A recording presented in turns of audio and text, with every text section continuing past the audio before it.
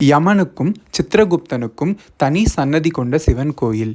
திருவாரூர் மாவட்டத்தில் இந்த கோவிலுக்கு ஆயுள் விருத்திக்காக மக்கள் வந்து வழிபடுறது வழக்கம். மாசி மாதம் பரணி நட்சத்திரத்தில் யம வாகனத்தில் சிவபெருமான் தோன்றுகிறார். திருவாரூர் மாவட்டத்தில் நன்னிலம்க்கு அருகில் இருக்கும் ஸ்ரீவாஞ்சியம் என்னும் அழகான கிராமத்தில் தான் இந்த வாஞ்சிநாத சுவாமி கோயில் இருக்கிறது.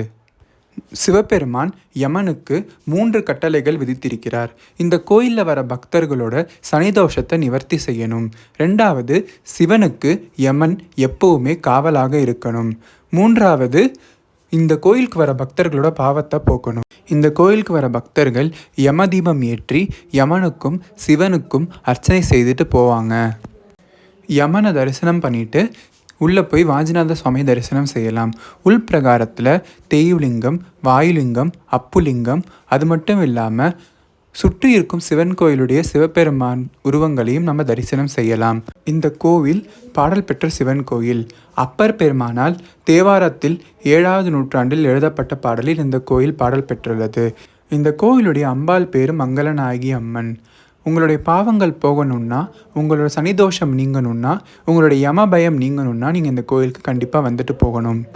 இந்த கோயிலுக்கு திருவாரூர் மாவட்டம் நன்னிலத்திலிருந்து கூகுள் மேப்ஸ் உதவியோட நம்ம போகலாம். கண்டிப்பாக போயிட்டு வாங்க.